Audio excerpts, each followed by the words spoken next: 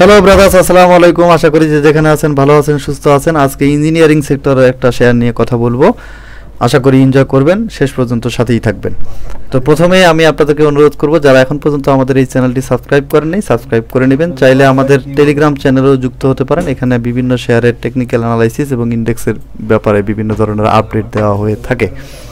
তো আমাদের এই টেলিগ্রাম চ্যানেলের লিঙ্ক কোথায় পাবেন? আমাদের যে ইউটিউব চ্যানেলে যেটা আছে সেটা ডিসক্রিপশনে গেলে এইখানে আমাদের সকল লিঙ্ক দেয়া আছে, টেলিগ্রাম চ্যানেল লিঙ্ক দেয়া আছে এবং অ্যাডমিন আইডি লিঙ্ক দেয়া আছে। আপনারা চাইলে আমাদের সাথে কন্ট্যাক্ট করতে পারবেন।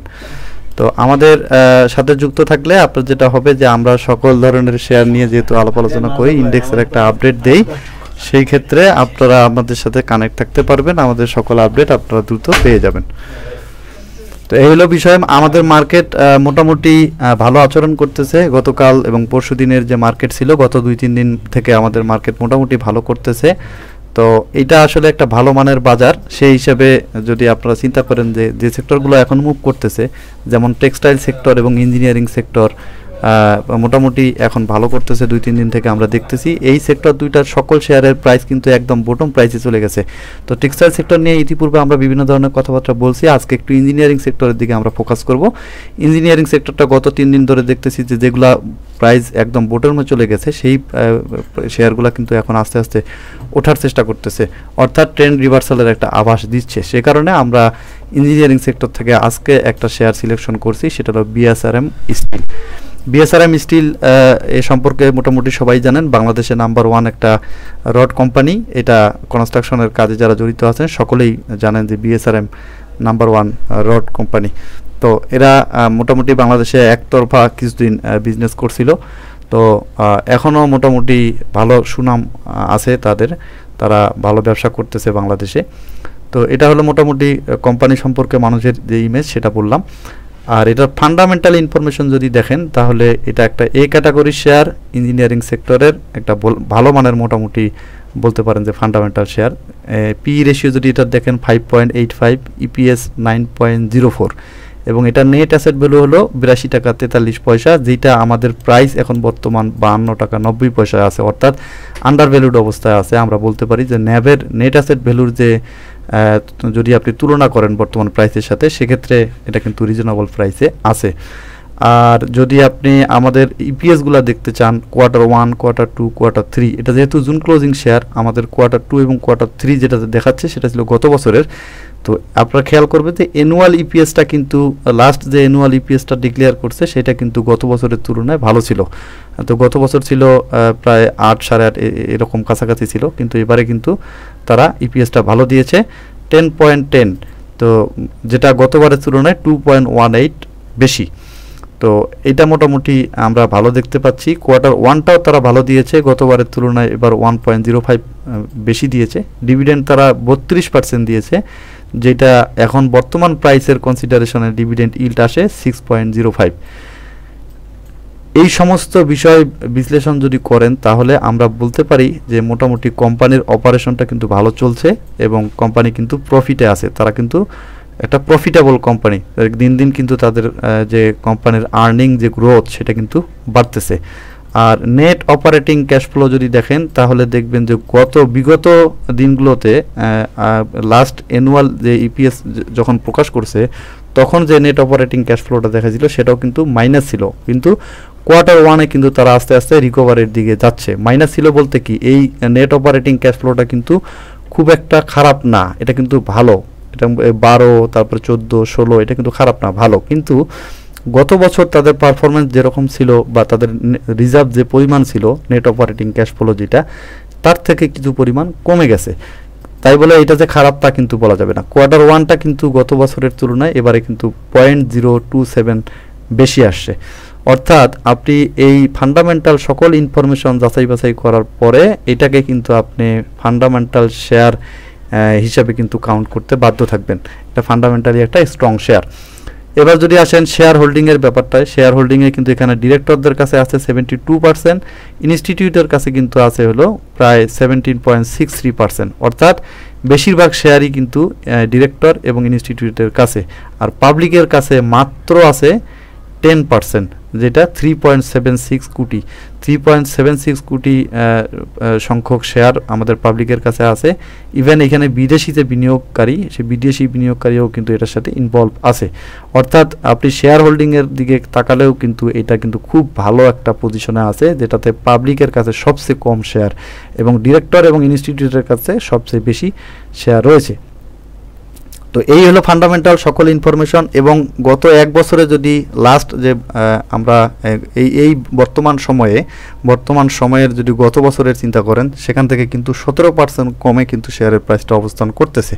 তো সব কিছু মিলায়া যদি আপনি চিন্তা করেন, তাহলে কিন্তু ফান্ডামেন্টালি যে ইনফরমেশনগুলো এখানে দেয়া আছে সবগুলোই কিন্তু পজিটিভ। সকল ইনফরমেশনই আমরা পজিটিভ দেখতে পাচ্ছি। অর্থাৎ আপনি খুব সুন্দরভাবে লো রিস্ক যদি ট্রেড করতে চান, সেই ক্ষেত্রে এই শেয়ারটা কিন্তু বেটার। এখন আমরা এটার টেকনিক্যাল কিছু অ্যানালাইসিস দেখব, যে এখানকার যে চার্ট আছে সেই চার্ট অনুযায়ী বর্তমান প্রাইসটা কোন জায়গায় অবস্থান করতেছে সেটা আমরা একটু দেখার চেষ্টা করব।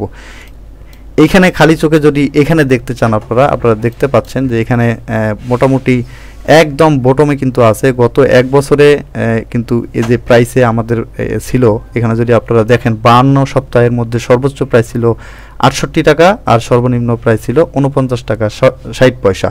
তো এখানে কিন্তু আমাদের বর্তমান প্রাইস ছিল 52 টাকা 90 পয়সা, যেটা হলো 52 সপ্তাহের যে লো সেটা কিন্তু খুব কাছাকাছি। অর্থাৎ এটা কিন্তু আরও ভালো করার খুব জায়গা আছে, ভালো করার একটা সম্ভাবনা আছে। তো এই হলো ফান্ডামেন্টাল ইনফরমেশন। এবং বর্তমান খালি চোখে আমরা যেটা দেখতে পাচ্ছি সেটা আমরা একটু টেকনিক্যালি দেখার চেষ্টা করব। টেকনিক্যাল চার্টে আমরা চলে আসলাম, এটা হলো ডে চার্ট। এই ডে চার্টে আপনারা দেখতে পাচ্ছেন যে এইখানে আমাদের যদি সাপ্লাই এবং ডিমান্ড জোন যদি কনসিডার করেন, তাহলে এটার কিন্তু সাপ্লাই জোনটা কিন্তু এইদিকে, এটা কিন্তু ডিমান্ড জোন। এখানে কিন্তু ডিমান্ড জোনটা পাবেন আপনি এই জায়গায়, এই এরিয়া কিন্তু এটা ডিমান্ড জোন। তো এটা হলো ডিমান্ড জোন। আর এটা যদি মেজর সাপ্লাই জোন চিন্তা করেন, তাহলে কিন্তু আমরা যদি দেখি বেশ কয়েকবার এই জোনটার থেকে কিন্তু প্রাইস রিজেকশন খেয়ে নিচের দিকে আসছে। এই জোনটা কিন্তু এটার সাপ্লাই জোন। অর্থাৎ ডিমান্ড জোন এবং সাপ্লাই জোন যদি কনসিডারেশনে আপনি নেন, তাহলে কিন্তু প্রাইসটা বর্তমানে ডিমান্ড জোনের থেকে খুব সামান্য উপরে আছে, অর্থাৎ কাছাকাছি আছে। সেক্ষেত্রে আমরা কিন্তু এটাতে ইজিলি রিস্ক ফ্রি একটা ট্রেড কিন্তু করতে পারবো। তো সাপ্লাই জোন আমরা কেন বলতেছি, যখনই এই জোনটার মধ্যে প্রাইসটা আসে, এই জোনটার মধ্যে যখনই প্রাইস আসে, তখন কিন্তু ডিমান্ডটা বেড়ে যায়, তার কারণে কিন্তু প্রাইসটা আস্তে আস্তে বাড়ে। তো আবার যখন এই রেঞ্জে চলে আসে, যদিও আমরা মাঝখানে দেখছি যে এটা বড়সড় একটা হাইক দিয়েছিল, ভালো একটা পাবলিক সেন্টিমেন্ট তৈরি হওয়ার কারণে এই জিনিসগুলো হয়, সাধারণত এটা বড়সড় র্যালি দেয়। কিন্তু এটার যদি আপনি একটা সাপ্লাই জোন, কাছাকাছি কোনো সাপ্লাই জোন চিন্তা করেন, তাহলে আপনার এই জোনটাকে আপনাকে সাপ্লাই জোন বলতে হবে। অর্থাৎ আমরা যদি সাপ্লাই জোন চিন্তা করি এই জোনকে, তাহলে বর্তমান সাপ্লাই জোন থেকে প্রায় 8-9-10% একটা গ্যাপ আছে। এটা সর্বনিম্ন এটা যদি মানে ওঠা শুরু করে, সেক্ষেত্রে পাবলিক সেন্টিমেন্ট যদি ভালো আসে, তাহলে এটার 8-9%, 10% কিন্তু ইজিলি আপনি গেইন করতে পারবেন। এটা মোটামুটি একটা ধারণা দিলাম সাপ্লাই এবং ডিমান্ড জোনের। এরপরে যদি আমরা সর্বপ্রথম যদি দেখি এমএসিডি, বর্তমান এমএসিডির কী অবস্থা আছে আপনারা একটু দেখলে বুঝতে পারবেন। এই দেখেন, এই কিন্তু বেশ বড়সড় একটা কারেকশন শেষে এরপর কিন্তু একটা সাইকেলের মধ্যে সে চলে আসছিল, একটা বুলিশ মোমেন্টাম তৈরি হয়েছিল। সেইটা অল্প স্বল্প একটা বুলিশ মোমেন্টাম দেওয়ার পরে সে কিন্তু আবার ফেড যে বার হিস্টোগ্রামের, সেই ফেড বার দেওয়া শুরু করছে এবং লাস্টলি 3টা রেড বার দেওয়ার পরে সে কিন্তু আবার নতুন করে একটা বুলিশ মোমেন্টামে চলে গেছে। অর্থাৎ এমএসিডি লাইনটা কিন্তু জিরো লাইন থেকে বর্তমান উপরে আছে। এটা কিন্তু আমাদের জন্য বিনিয়োগের ক্ষেত্রে আমরা যারা টেকনিক্যাল অ্যানালাইসিস সম্পর্কে জানি, আপনারা সবাই জানেন যখন এই এমএসিডিতে যখন ক্রসওভার হয়, তখন কিন্তু একটা বুলিশ মোমেন্টাম কিন্তু তৈরি হয়।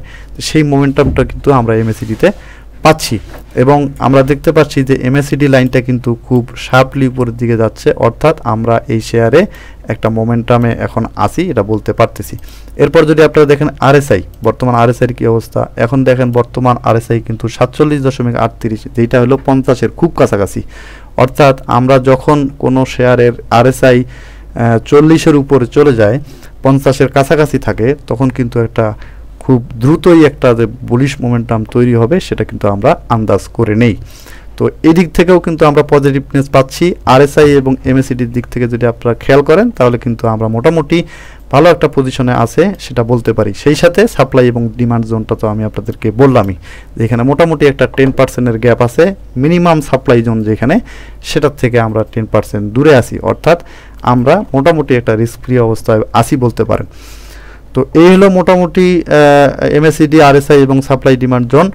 এর পরবর্তীতে আমরা যদি দেখি যে ইসুমুকো ক্লাউডটা কোন জায়গায় আছে। আপনারা জানেন যখন ইসুমুকো ক্লাউডের নিচে প্রাইস অবস্থান করে এবং একটা বুলিশ মোমেন্টাম দেয় তখন কিন্তু এই শেয়ারের প্রাইসটা অবশ্যই ইসুমুকো ক্লাউডের যে বটম লাইনটা আছে সেটার কাছাকাছি গিয়ে তারপর কিন্তু সে ব্যাক করার ব্যাপারে চিন্তা করে। ইসুমুকো ক্লাউড যারা ব্যবহার করেন তারা খুব ভালো করে জানেন যখন ইসুমুকো ক্লাউডের উপরে চলে যাবে সে সরাসরি একদম বুলিশ আপট্রেন্ডে চলে যাবে। তো এর পরবর্তীতে যদি সে নিচে চলে আসে কোনো কারণে তারপরে কিন্তু সে আস্তে আস্তে কিন্তু এই আমাদের যে ক্লাউড আছে ক্লাউড এবং প্রাইসের গ্যাপটা আস্তে আস্তে কমায় নিয়ে আসে এবং যখন গিয়ে ক্লাউডে হিট করে তখন কিন্তু একটা সাপ্লাই তৈরি হয়। যে পাবলিক সেন্টিমেন্ট থাকে সেখানে একটা মোটামুটি সেল করার ব্যাপারে বা প্রফিট টেকিংয়ের ব্যাপারে একটা আগ্রহ দেখা যায়। তো যখন এটা এর নিচে যতক্ষণ পর্যন্ত আছে, যতক্ষণ পর্যন্ত যে বটম লাইনটা সেটাকে টাচ করে নাই ততক্ষণ পর্যন্ত কিন্তু মোটামুটি আমরা বলতে পারি যে আমরা রিস্ক ফ্রি অবস্থায় আছি। তো আপনারা চাইলে এই শেয়ারটাকে কনসিডারেশন নিতে পারেন। এমএসিডি দেখাইলাম, সাপ্লাই ডিমান্ড জোন দেখাইলাম, আমি বর্তমানে যে ক্লাউড আছে সেই ক্লাউডের সাপেক্ষে দেখাইলাম। যদিও এখন পর্যন্ত এইটাকে ট্রেন্ড রিভার্সাল আমরা বলতে পারি না, কিন্তু ট্রেন্ড রিভার্সালের কিন্তু শর্ত এখন পর্যন্ত পূরণ করতে গেলে তাকে ক্লাউডের উপরে চলে যেতে হবে। তো আমরা যেহেতু নিচে বড় একটা গ্যাপ দেখতে পাচ্ছি, আমরা আশা করতেছি যে খুব দ্রুতই এই ক্লাউড এবং প্রাইসের যে গ্যাপটা সেটা পূরণ করবে। তো এইখানে আমরা দেখতে পাচ্ছি যে মোটামুটি কিন্তু একটা ভালো জায়গায় সে একটা বুলিশ মোমেন্টামে ছিল। বুলিশ মোমেন্টাম শেষ করার পরে সে কিন্তু একটা কারেকশনে আসছে, বড় সড়ো একটা কারেকশন হয়েছে। সেটা যে কোনো কারণে হোক, আমাদের ইন্ডেক্সের কারণে হোক অথবা শেয়ারের অন্যান্য বিষয়ের উপর ভিত্তি করে হোক, এটা কিন্তু বুলিশ মোমেন্টাম শেষ করে বেশ বড়সড় একটা কারেকশন দিয়েছে। এখন কিন্তু সাপোর্টের কাছাকাছি চলে আসছে। সাপোর্ট যদি আপনি তিনটা সাপোর্ট যদি চিন্তা করেন, কাছাকাছি তিনটা সাপোর্ট, সেটা কিন্তু 51 টাকা 50 পয়সা, একটা হলো 50 টাকা 40 পয়সা, আর একটা হলো 49 টাকা 60 পয়সা। তো সেইটাকে কিন্তু সে এই যে সাপোর্ট জোনটা, এই সাপোর্ট জোনটাকে কিন্তু টাচ করার পরে সে কিন্তু উপরের দিকে যাওয়ার চেষ্টা করতেছে। যেহেতু উপরের দিকে যাওয়ার চেষ্টা করতেছে, আমরা আশা করতেছি যে এটা মোটামুটি একটা পর্যায়ে কিন্তু গিয়ে তারপরে হয়তো যদি কারেকশনে আসতে পারে, আদারওয়াইজ ট্রেন্ড রিভার্সাল করলে সে কিন্তু উপরের দিকে চলে যাবে। তো খুব কম সময়ে যারা রিস্ক ফ্রি ট্রেড করতে চান তাদের জন্য এই শেয়ারটা বর্তমান ভালো একটা পজিশনে আছে, আপনারা চাইলে এই শেয়ারটা দেখতে পারেন। তো এই হলো মোটামুটি, আমি যদি ট্রেন্ড লাইনের কথা বলি এবং সাপোর্ট রেজিস্ট্যান্সের কথা চিন্তা করে যদি আপনাদেরকে বলি, তাহলে কিন্তু সাপোর্টের উপরে অবস্থান করতেছে এবং সে ট্রেন্ড লাইন ব্রেক করে নিচে আসার পরে কিন্তু মোটামুটি একটা ভালো অ্যাকুমুলেশন হয়েছে। অর্থাৎ এখন বর্তমান ফুয়েলটা নেওয়া শেষ হয়ে গেলে সে কিন্তু উপরের দিকে যাবে। এখন যদি আমি আসি স্মার্ট মানি কনসেপ্টে, এখানে দেখতে পাচ্ছেন আমি দেখাচ্ছি আপনাদেরকে, কাছাকাছি বর্তমানে কোনো ধরনের অর্ডার ব্লক নাই।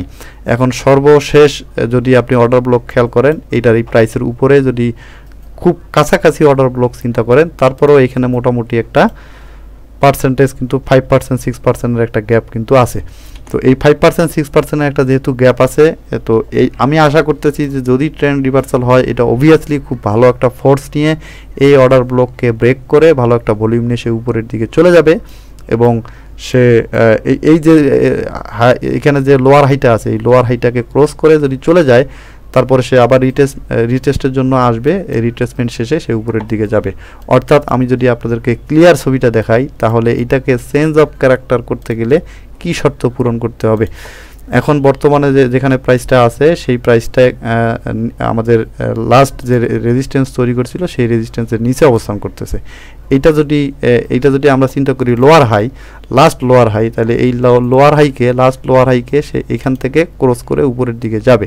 যাওয়ার পরে অবভিয়াসলি সে একটা আবার কারেকশনে আসবে, এটা রিটেস্টের জন্য। সাধারণত জানেন যে কোনো trend line support resistance break করার পরে কিন্তু ব্রেকআউট যখন হয়, এরপরে কিন্তু সে একটা রিটেস্টের জন্য আসে। সেটা রিটেস্টের জন্য আসতে পারে, অথবা যদি সে আরও একটু নিচে এসে আবার নতুন করে একটা উপরের দিকে চলে যায়, তাহলে কিন্তু এই শেয়ারটা চেঞ্জ অফ ক্যারেক্টারের শর্ত পূরণ করে ফেলবে এবং অত্যন্ত ভালো করবে বলে আমি আশাবাদী। কারণ ইঞ্জিনিয়ারিং সেক্টরের যে কয়টা শেয়ার আছে, যদি আপনি এর মধ্যে মোটামুটি ফান্ডামেন্টাল ইনফরমেশন এবং অন্যান্য দিক দিয়ে চিন্তা করেন, ডিভিডেন্ড ইল্ড এবং সকল দিক দিয়ে যদি চিন্তা করেন, তাহলে কিন্তু এটা মোটামুটি একটা ভালো শেয়ার।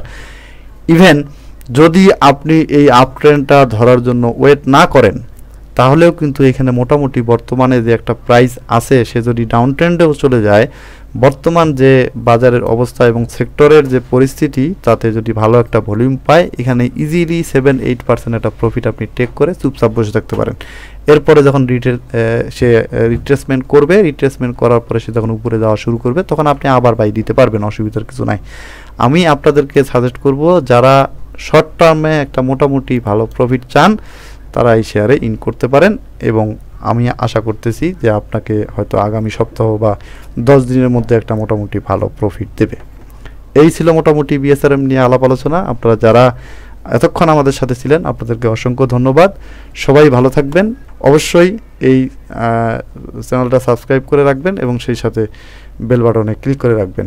চাইলে আমাদের টেলিগ্রাম চ্যানেলে যুক্ত থাকতে পারেন। এখানকার ডিসক্রিপশনে গেলে আমাদের চ্যানেলের লিঙ্কটা পাবেন। টেলিগ্রামে যুক্ত হয়ে থাকলে আমাদের সাথে কানেক্ট থাকতে পারবেন। অসংখ্য ধন্যবাদ সবাইকে, ভালো থাকবেন। আল্লাহ হাফিজ।